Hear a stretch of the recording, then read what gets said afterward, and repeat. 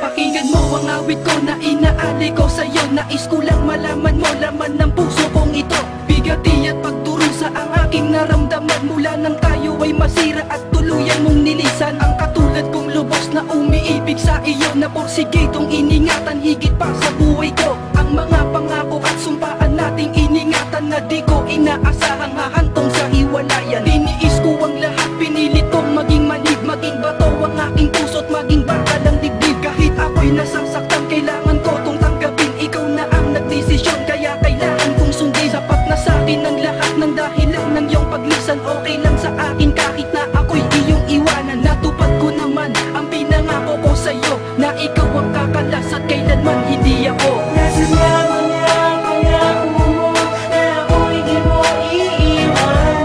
Nabaon ang masalimot ang ating mga sumpaan. Kaya minabuti ng putulin ang ating ugnayan.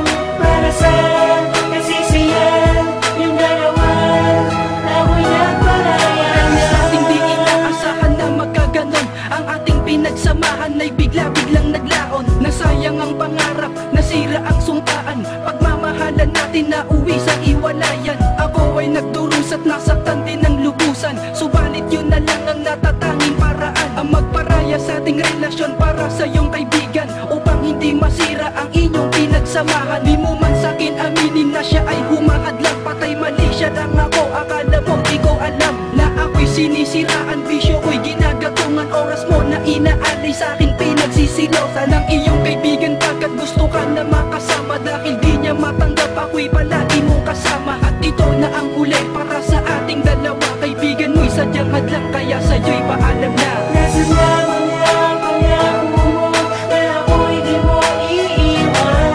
Nabaon ang masalimot ang ating mga sumpaan.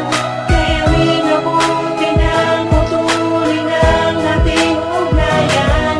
Para sa kasisiyan, yung dalawa ako'y nagpalayan na. Isino ko ang lahat, ang puso ko ay sinugatan. Pinagdusan ng lubos pagkat ako ay iniwanan. At sinayang ang lahat na para bang isang basura. Misto lang isang papel ang nakasulat, puro mura. At sama ng loob sa bawat pagpatak ng luha na direkta sa aking puso. At ikaw ang may gawa, ang kalooban ko'y binalot ng pasanin at puot. Bighating